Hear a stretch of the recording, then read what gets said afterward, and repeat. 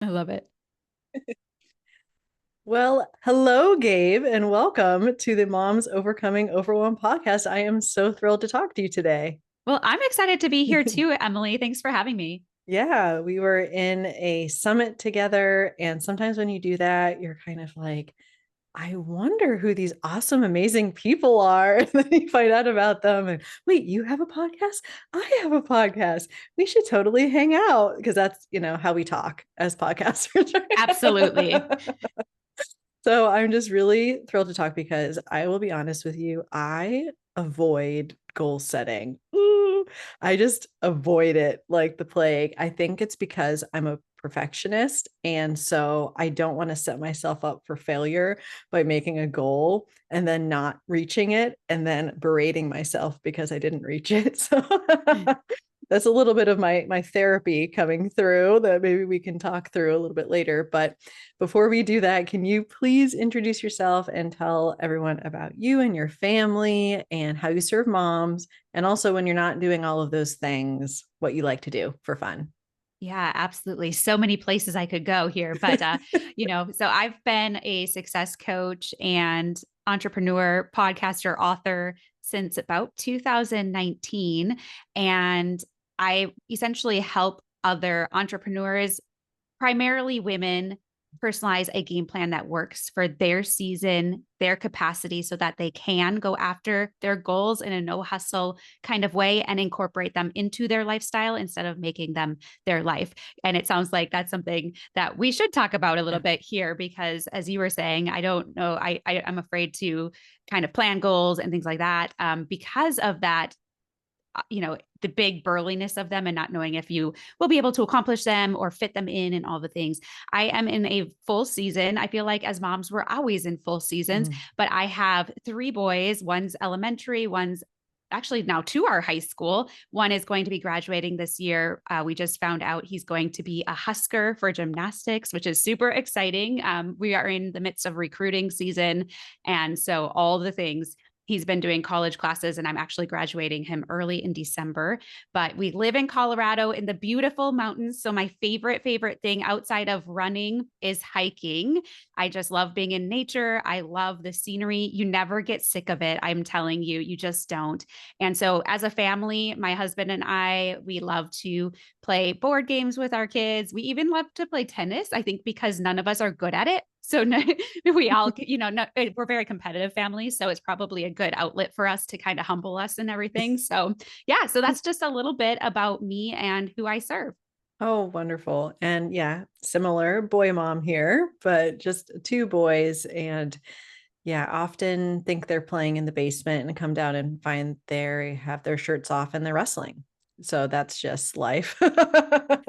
Yes, But always beating up on each other and oh my having fun like gosh. that. I know it's crazy, but I know that probably there have been, one or two possible times in your motherhood, not like a million like me, just kidding, where you have felt overwhelmed. And I was just curious if any kind of stick out where you were just in this season of exceeding your capacity, perhaps by a lot, and you were just like, oh my gosh, I can't take this anymore, and sort of what caused you to surrender and to be able to make changes, because I feel like we've all been there multiple times, but I love hearing from other moms like what was the tipping point for making changes in that particular area. So can you tell us a little bit about that?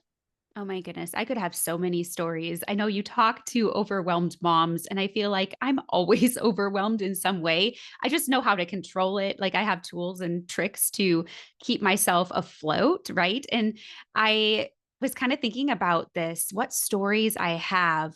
And honestly, I'm even coming out of that season right now. I feel like there's just, as you're going into different transitions, different seasons, I thought being a mom in the early ages was hard with diapers and things. And yes, you can't leave them alone. So, like, you have to be with them 24/7.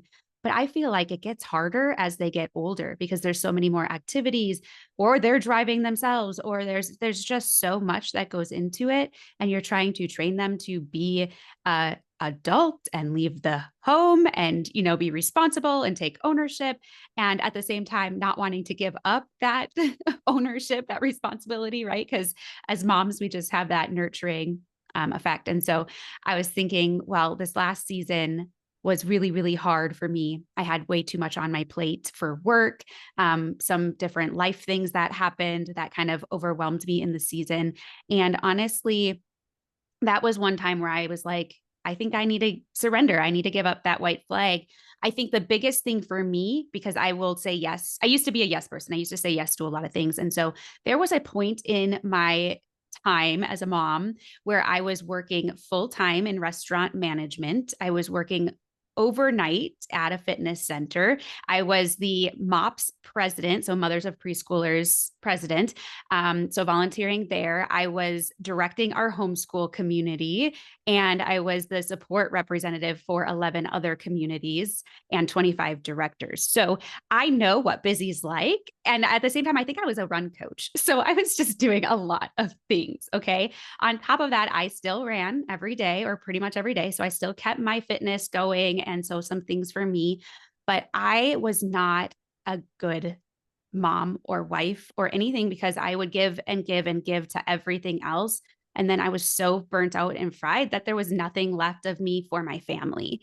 And so that part, that season was really hard, but it was also life changing in the fact that the biggest turning point, the tipping point was I was outside running in the winter one day and it was a beautiful day. It was like 35 degrees, but it had gotten to freezing overnight. And so none of us knew that there was a bunch of black ice out there. And I slipped on black ice, went down very, very hard and uh, really messed up my ankle. And so I broke it. I, tore some ligaments. It was a big mess. It was a big process of healing, but I ended up having to have surgery. So I was pretty much out of running for a full 6 months and I didn't really get back into it for 12 years. But what that did is it caused me to have to stop. It was like, nope, God was saying, if you're not going to listen to me, if you're not going to do what I say, I'm going to make you listen to me. I couldn't drive because it was my right foot. And so now I'm like, I have to ask for help. I have to delegate. I have to do some of these things because I can't physically do them. So it brought me on that journey. It brought me to my knees, literally, but it brought me on this journey of what do I need to let go of? And how can I have others come in and support me and help me in this journey? Because I used to be, well, I like control of things, but I used to want to have my hands in everything. That's probably why I had so many different roles because I wanted to be in the behind the scenes. But that was a tipping point where it's like, no, you can't do it all. You can't be great at everything. You can only be great at a couple of things. And so you need to change what you're doing. You need to give up some of these roles. And it actually was the season, Emily, when I went into decluttering mode and Oh, wow. decided to declutter my house along with my schedule and my mind and all that. So that was probably the biggest turning point in my motherhood, I would say. Yeah, it is very humbling when it is like, wait, the world is still turning. Like things have not fallen apart. Like it's okay, you know? And I feel like for me, I also like to have control over things, or I have a hard time delegating because I feel like I do it, better.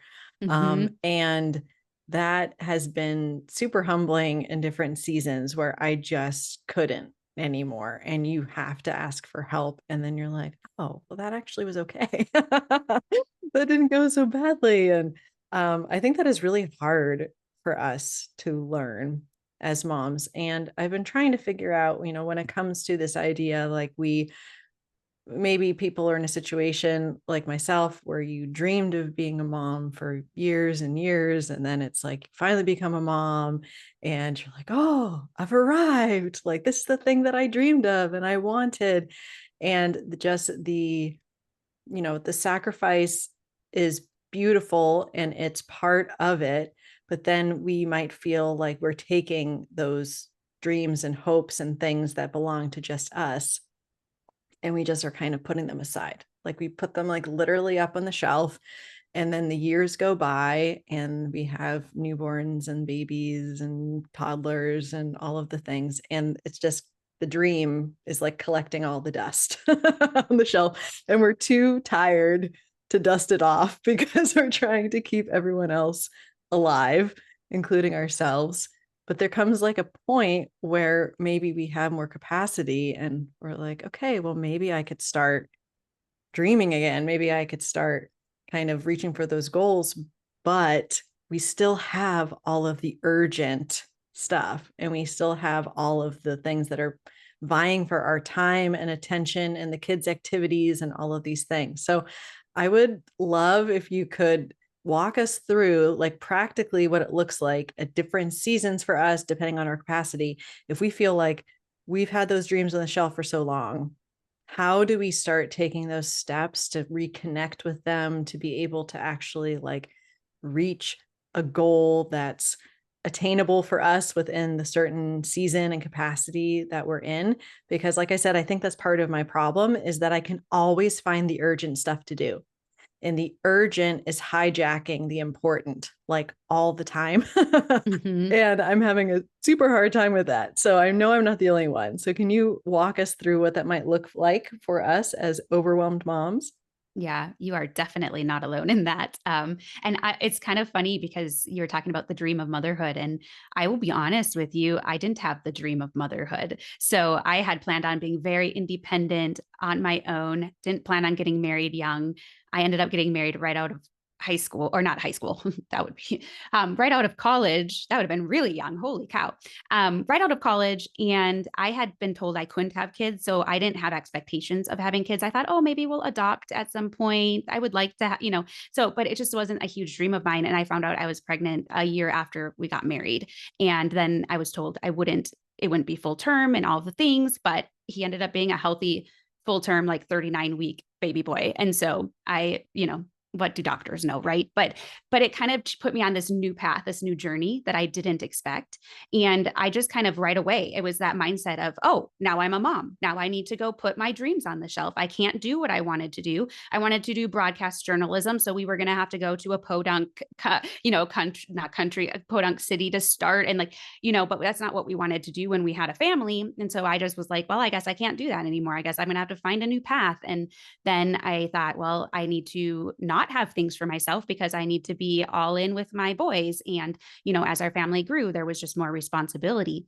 And so it was the turning point for me when I was like, I think I need to go after a goal, was like there was this inkling in my spirit, just like, I want to, I want to do something more.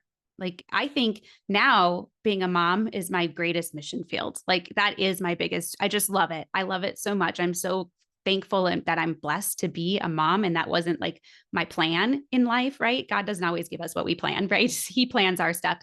But I'm just so thankful for that. But at the same time, I just felt like this urge to do something outside of motherhood, like to be able to kind of see my own identity again, who God created me to be. And, I took up running in college and I thought, well, maybe I could have a goal of running a marathon because I had never done that. So after my second child was born, I did run a half marathon just as like, oh, that'll get me back out of into, whip me up back into shape and all the things. And then after I did that, I was like, well, I'm halfway there. Why not run a marathon? And then it just kind of progressed from there. But what I realized is that my kids have been watching me, even at young ages. They're watching what we do. And we are like their greatest example. And what other better example could we have than to pick a goal and to work toward it, to set those goals, to create a plan, to work on them when it's hard, and to actually see it to the finish line and really help them to see what it's like to be in adulthood, like that we can have fun, that we can dream, and that we can just do the things that we never expected to be able to do. And so that's really what put me on this path of what does goal setting look like? And before, like back then, I would have told you, you got to go all in. If you got to think about the goal, it's got to be huge, like big vision. Speak that goal out loud all the time. Put that picture up on the wall. Do all the things, right? That they say. Well, I went on my own journey of that doesn't work for moms. It just doesn't. It doesn't work for us. It doesn't even work for dads half the time. It's like you have to think about first, who are you listening to? Like if you're in a season of motherhood, are you listening to the single guy out there telling you how to set goals, who has all the time in the world to do it? Or are you listening to those who have come before you and know what struggles you're going through and how much time is going to be spent and invested in creating a home, a loving home? And so that's my first thought is like, when we think about goals, we need to think about what capacity we actually have, what season we're in. Are you in a season with diapering and like always having to be there? Are you in a season of working full time? Do you work full time? I mean, even if you don't work full time, motherhood is full time. So I've done both sides. I think that both are hard. It's just the way it is. And people say I couldn't homeschool, and I'm a homeschooling mom. I homeschool the three boys, and I'm like, well, I think it's harder sending them to school. They come home and then they have hours of homework and all the things. Like it's just you do what you need to do or whatnot. And so thinking about what that season is and what it can look like. But when it comes to setting goals, my biggest challenge to moms, especially, is to think about that goal. Maybe your vision is a really big vision, but maybe it's a small dream that you're like, that's not even a goal. I can't make that a goal. Why not? Why can't we make these small things a goal? I think the small things are better because they get done. We can actually create a project around them. We can create a way to do them in a way that's doable and works for our season and in our lifestyle. And it can become a part of our daily activities, our daily routines. And so that's the biggest thing is yes, you could have that big burly vision, but let's not stop there. We need to actually take that and now let's break it down to be actually doable for you in the season that you're in. Now I'm going to stop there because you might have a few things that you want to add, because we can kind of dive into what does that red hot Yeah. formula look like. But that is the first thing. Like, how do you actually set that goal and pick one? Yeah, and I think for me, just recognizing that the goal doesn't have to be this huge, lofty thing. And when you're in that initial season of motherhood, it might be like, my goal is to shower 3 days a week. My goal is to walk around the block, you know? It might be super small like that. And you think, well, is that even a goal? And yes, it can, like if it's supporting you and what you want to do. I think that it is, but you're right. A lot of times we kind of look at some of these personal development, goal setting people, all the hype and all the stuff. And it's like, no, but that's not my reality. Like, I barely slept and I have who knows what all over my shirt. And you're telling me to make a goal right now. So I love just kind of like dispelling that myth that the goals have to be like these huge things, because that makes it a lot more attainable for every mom in every season. And yes, I would love to hear kind of knowing that and making our goals based upon our capacity and season, telling us more about kind of the red hot formula that you talk about, because I would love to learn more. Yeah, absolutely. So once you have kind of thought about what is my big goal, then it's kind of breaking that down. I like to talk about them being broken down into stepping stone goals. So, okay, so you have that big vision. So for example, you want to declutter your whole house, right? And so that seems like a huge project because you have multiples of kids, multiples of toys, lots of clothes, lots of dishes, like just all the things, right? We just accumulate so much stuff. One of the reasons that I decided to declutter was because I just want to live in simple. I'm not a minimalist but I just want it to be simple. And the less stuff, the less clutter in my mind. That was my biggest motivation was I just want to feel peace when I'm in my living room. Like my one son's room is still a mess and I'm okay with it. I'm like, your toys can be in your room as long as I can shut the door. I don't care, but I don't want them in the living room. Right. And so it's like finding that place that can be your peace. And so let's take decluttering your home. So that is a huge project. But what we would do is we'd think about some different stepping stone goals that go with that. So what's the first thing that we need to do in order to declutter our house? And it might be just making the plan. It could be writing down all the different rooms in your house, the rooms that you want to declutter, and just have that planned out like, okay, well, I don't really need to do the laundry room. It's actually pretty clean. So I do need the master bedroom and here's these other rooms and really just dial it all out and put it all out there. That's a stepping stone goal. Once you put that plan out, you have hit that first goal. And I think that's really important for us because then we can actually see the results as we go because most of the time we're working toward this really big project, this really big goal or vision, and we don't really see any progress along the way because that's all we're looking at.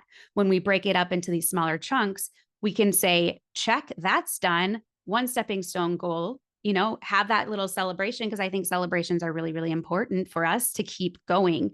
And then, like, the next goal might be, okay, I'm going to tackle the bedrooms. Okay. So that might be your next stepping stone goal. Now, that's not all going to happen a day, but you just know, okay, once I get those done, then I've hit that goal. And then the next goal is the bathrooms. So the decluttering analogy, I like this because it's just easy to compartmentalize and see the different ways that you can break it down. But you might break it down into 3 or 5 stepping stone goals. And essentially, from each one of those are considered like projects, things that need to get done on the way to your goal. And then once you hit all the stepping stones, you might have more or less, then you have hit that vision. Okay. And that last stepping stone goal for decluttering is probably like a maintenance thing. Like, okay, now how do I set up a plan to maintain what I just did? Because I don't want to have to do this big project again. Um, and then, or maybe it's a celebration, like, let's all go out to dinner, or let's go do an activity because we don't want to bring more stuff into our house, but let's go have some fun. Right. So that might be the end of that goal. But that's like breaking it down. And when I break it down, I think about, okay, what are the things I can do toward my goal? I want things that are in my control. Now, that big goal, like, for example, I talk with entrepreneurs a lot. So maybe your big goal is to create a business that is supporting itself and making $100,000 a year. Well, that's a really big vision, and you can have that as your vision, but that can't be the goals you're working on because you can't control that. You need to have goals that you can control. So, for example, one of them might be, okay, um, I need 10 new clients in my business in order to hit that goal, right? Okay, well, you can't predict when your clients are going to come, but you can predict the tasks that you do. So, from the stepping stone goal, we're going to break it down even more. What do I need to do in order to probably get those 10 clients? Well, you probably need to talk to 100 people. Okay, let's just say, but I can control how many people I talk to.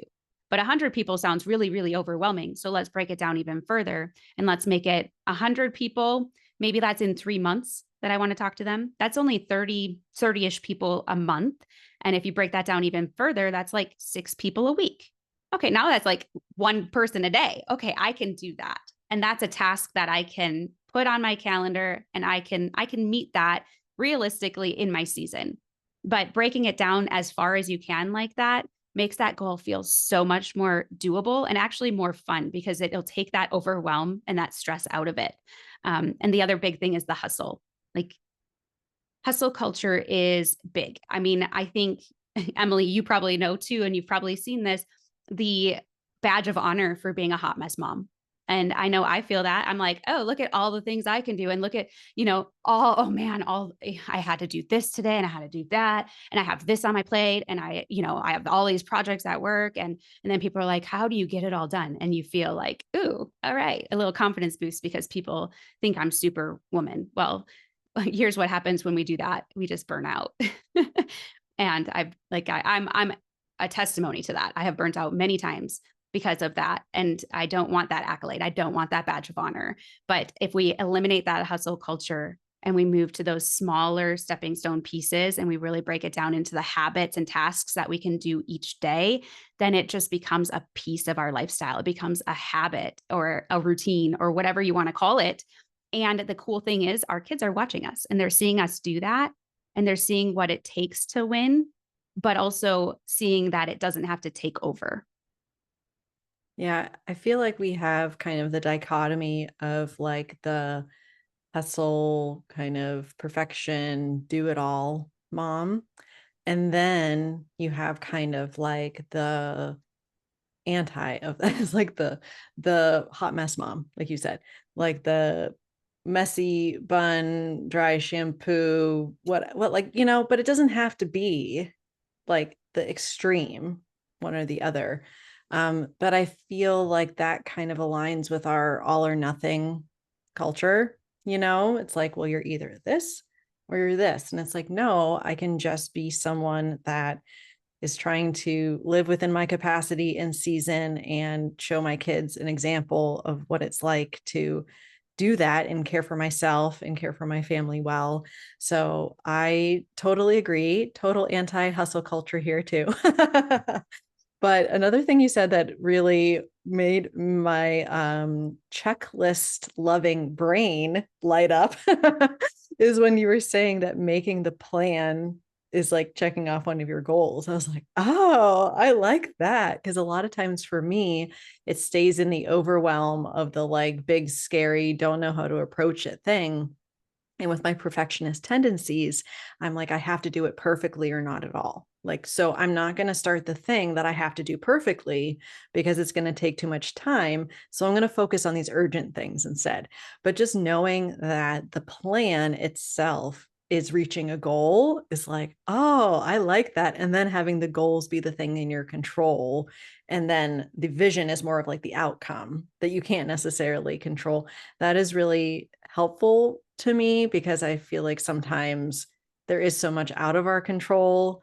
And just looking at, okay, you break it down. Well, that's not enough. Break it down again, break it down again, break it down until it's, I've heard someone say, like, so it's so easy, you can't say no. I love So that. I feel like, yeah, I feel like that's a good approach. And what if someone has some of these like resistances, kind of like I do, or maybe they're just in a season where they're feeling so overwhelmed that just like the basic needs are kind of falling, by the wayside. And they're like, well, how am I supposed to focus on like my goals when everything is completely chaotic? Like, what would you recommend to the mom that's sort of in that chaos season and doesn't know if she is in a spot where she quote unquote should be focusing on her goals right now? Mhm.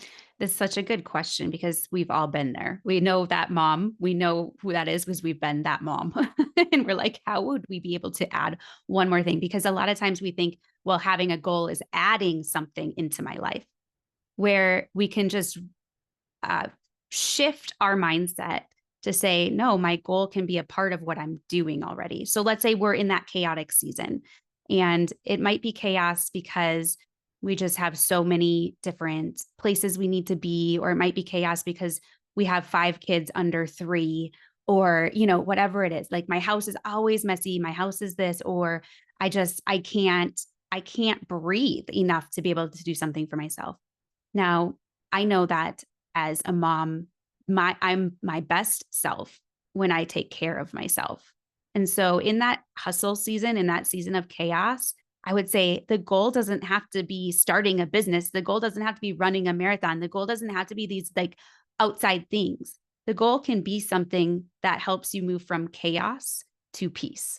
So thinking about what's that one thing I could do in my own home, or that one thing I could do in my schedule that would alleviate some of this pressure, that would alleviate some of this anxiety and chaos. And maybe that goal is I'm not sleeping. Well, if you have babies waking up in the middle of the night, you might not be sleeping. You might be in that season and you can't really have sleep as a goal. Okay. But you might be like, if I could get just a couple extra hours of sleep at night, I would function much better. And that chaos, that anxiety could be released a little bit less, like it would just be at more peace. So maybe that is your goal. It's to get to bed an hour earlier every day. What does that look like? What are the things that you need to do in order for that to happen? Well, you might need to get your kids to bed a little bit earlier. Or if your husband is a night owl like me, I go to bed very early. I go to bed before my kids. Now, granted, my kids are a little bit older, so they don't need me to change their diapers and do all the things before they go to bed. But they just make fun of me because I'm in bed at 8:30 reading, and I'm usually sleeping between 9 and 9:30. That's my body. That's how it works. But I found that helps me to be a better mom and to function better, in my work and everything. And so it could be enlisting your husband to help you with it. It could be if your kids are older, like just make sure that they're good to go, and maybe you can go to bed knowing they'll go to bed. But that's a simple goal that you could have. Now it's not simple because it takes time to create a habit out of it, but I think about, we just think about what a goal is, but a goal can be anything. It's anything that's going to help you be better. That's going to help your life in some way, or to affect others. And so maybe your goal, maybe you just have this chaos in meals and your goal is, I'd love to have a meal plan, Or I'd love to have this time, so maybe you set a goal that every Sunday you're going to have a half hour and you're going to plan out your menu and do the groceries shopping or whatnot.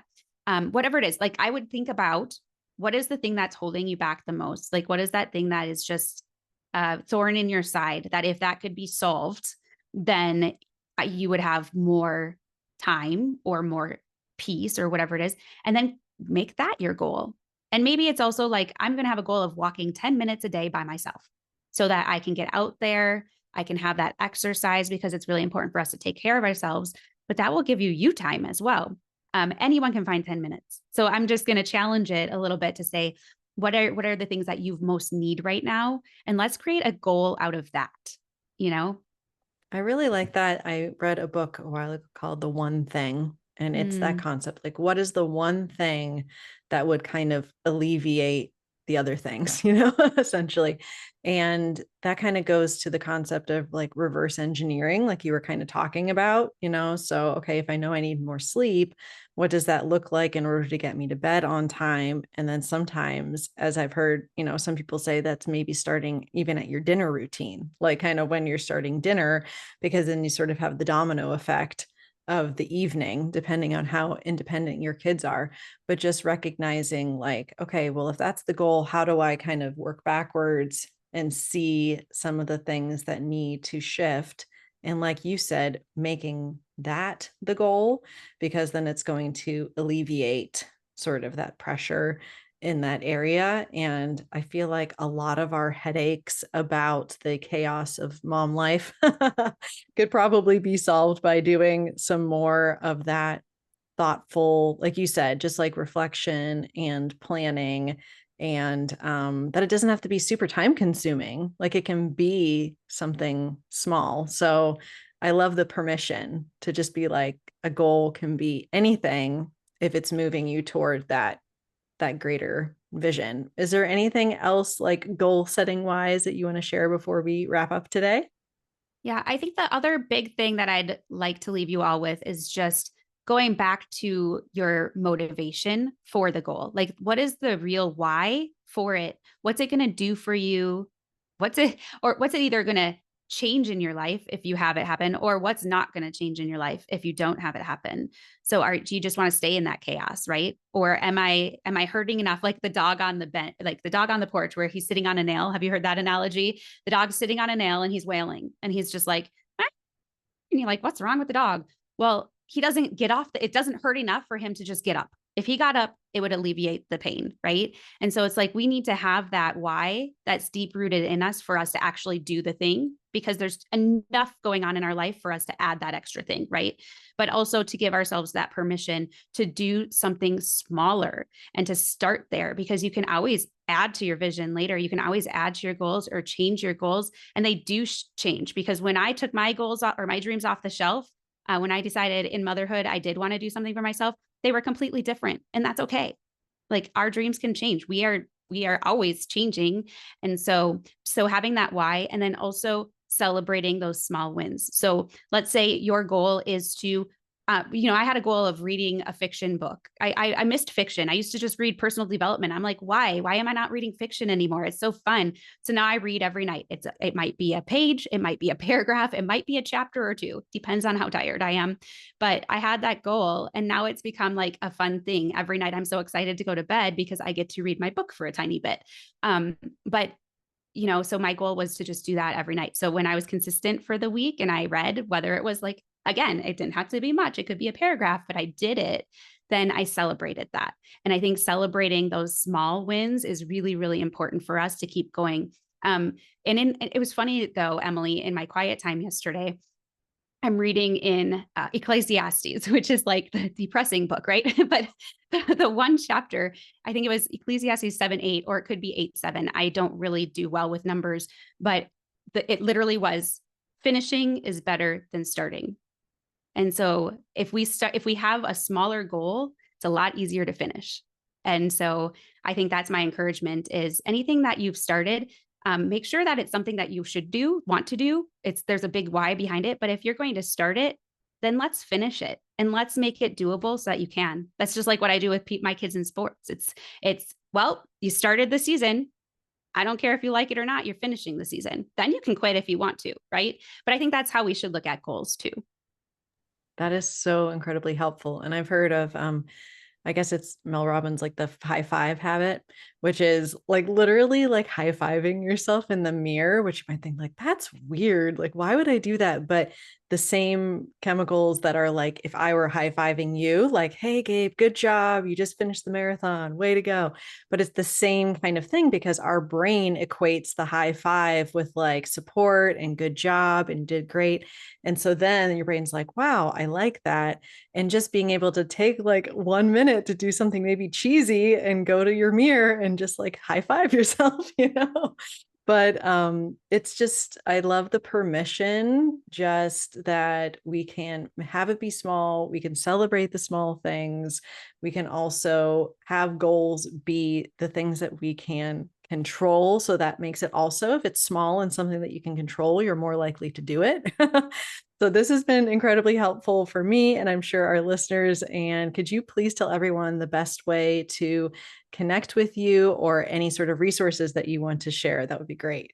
Yeah, absolutely. So best way to connect with me is my website, redhotmindset.com. You can't find me on socials. One of my goals was to get off social and I haven't gotten back and I don't think I will ever for life or business. We'll see. I peek on there sometimes because my kids are on Instagram, so I like to see what they're doing, but other than that, that is one of the things that has kept me from being like a hot mess mom anymore and having the FOMO, like the comparison and everything. So definitely life-giving and life-changing. But I do have a free resource. It's a workshop that dives deeper into these three pillars to crushing, setting and crushing goals. So you can find that at redhotmindset.com/goals if you want to check that out.